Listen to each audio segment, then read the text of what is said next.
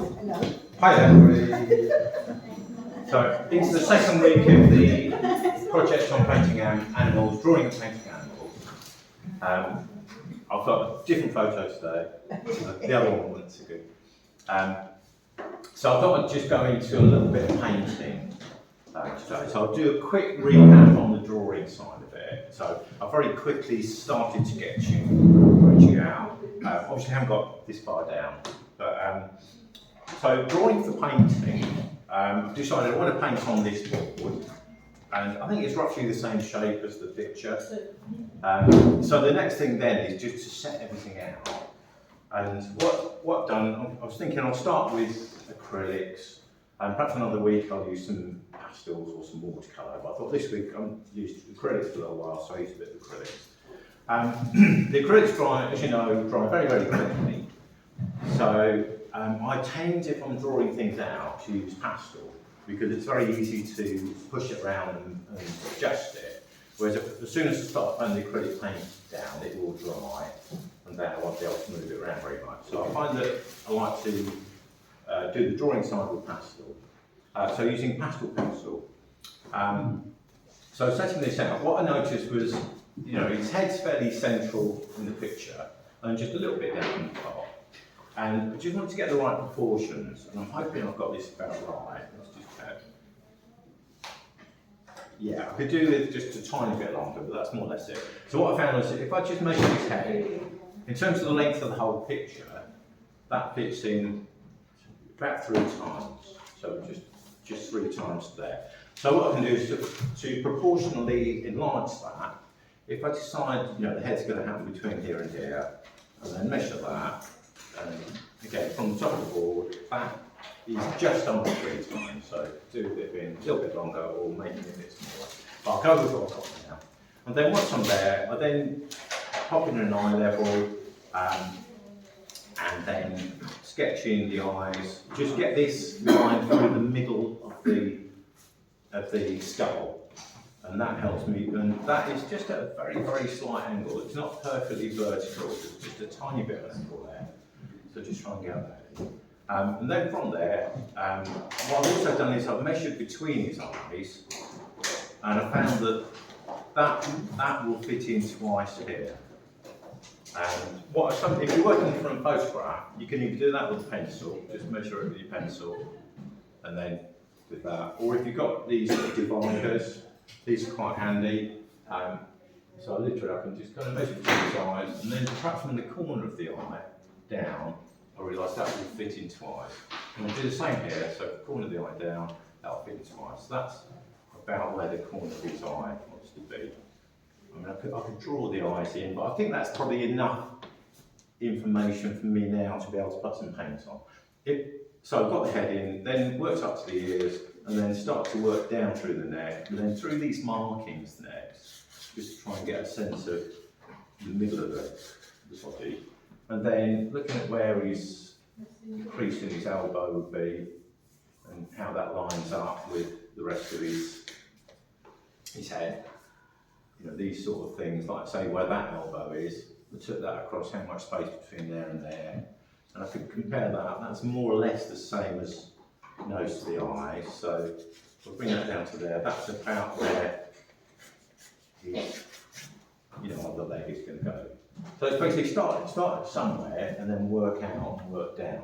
That's my basic approach to drawing. We'll add a little bit of paint though now, so I will add a little bit of paint. So I'm thinking the background is really a bit too complicated. I quite like this rather neutral beige carpet we've got, but all this clutter just distracts really. You might want to put some other things in to complement his shapes, but these, maybe the top plant might be quite nice, perhaps back there, but really I think I'll just simplify that. And perhaps just go for this slightly creamy colour that I've got there that is his blanket. So just mixing there's a little bit of raw umber and a little bit of yellow ochre, mixing that together with a reasonable size brush. I think that needs to go a little bit lighter, but plenty of white. The boards, I tend to make my boards this sort of colour anyway. It's just a nice neutral grey colour. So when I go outside, if I was working on the white, it's just absolutely blinding. It's so bright. But this is just a nice mid-tone, and then I can go a little bit lighter from this. So this will be a lighter tone, or I can go darker. So for me, it's far easier to work on this sort of colour. So what I do is I get some acrylic primer, or you can get gesso, what they call gesso, which is really acrylic primer with a little bit of texture. You could add a bit of acrylic paint in with that, or I've bought some grey acrylic primer, so you can do one or the other. So I'll just work. I think his back's going to come in about there. I won't do the whole of the background because I want to get onto his a little bit of his head. I'll tell you what, just do maybe half of it, and then I can use the same demo this afternoon. Perhaps you do that. And if you look at the videos at the end of the week, you might see the whole thing. So that'll do that bit. Down here it's going to be a bit darker, so anyway, I'll leave that for a minute. Working into him, I want the light work in the eyes first. I mean, some people will just block everything else in, but I quite like getting the eyes in fairly early. So it's a slightly browny, kind of ambery colour, so just using the colours got me acrylics here. There's a little bit of orange and a bit of brown there. So mix those in. Pop that in. That will dry quite quickly, so I can kind of work into that. I'll go for a slightly smaller brush. Find something reasonable. That might be alright. That one. That one will be good. Yeah, and then I think I'll block in some light and dark. So this side of his head is quite light. The light, we've got our front window that side, so the light's coming in this side.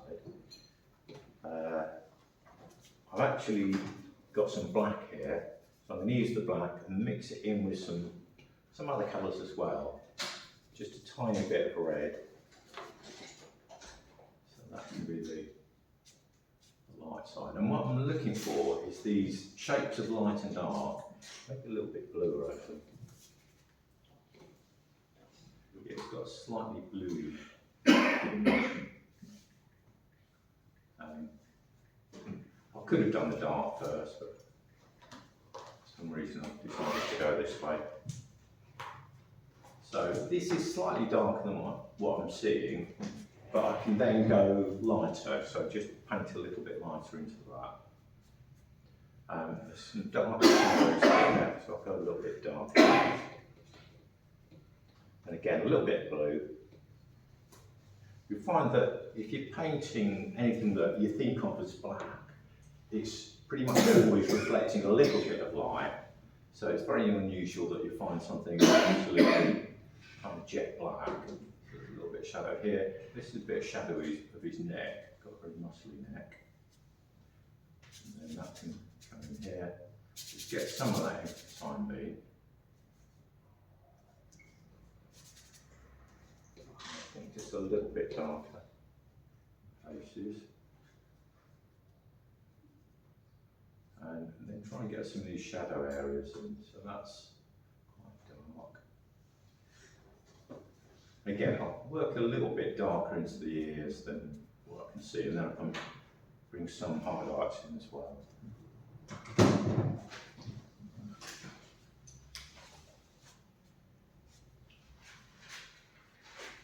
That nice sort of shadow shape there. Then it gets a little bit lighter, so I'll go back to the lighter tones. So before I put any sort of details like fur effects and the sheen of the fur, I'm really just looking at getting a sense of volume through light and dark. So it's an abstraction process really. So that can be that side. I'll finish the other side a bit later. His nose is in there. And then I'll just go into a little bit of detail around his eye, just to show you that together. So I've got a nice small, this has got a new nylon brush, not a particularly expensive one, but it's got a nice shape. I'm just getting the shape of the top eyelid, and there's a little bit of the pupil in the iris there. then come through in there. Let's get that a bit sharper. And then there's a little bit of light, just catching that bit. You probably won't see it from where you are, perhaps. So there's a bit of light catching the eye, that it's there. And the same into here. Just get that a little bit lighter. Here's the corner of the eye. And then back to the dark. Just right that shape.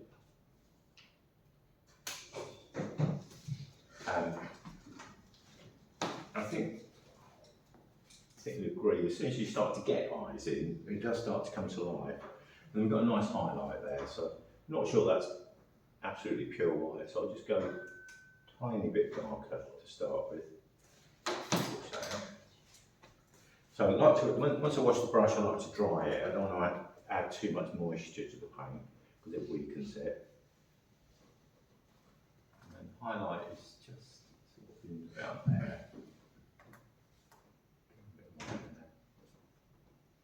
I think once you've got some of those sort of bits in, it starts to take shape. Is that enough for now? Does that help? So that's basically how it works. Kind of blocking. I probably would get a little bit more of everything in, you know, some colour everywhere, and that would be like the first blocking in layer, and then go back in and work into it. So that's an acrylic system, or oils, obviously working exactly the same way. Any questions? Right, okay, I'll come around.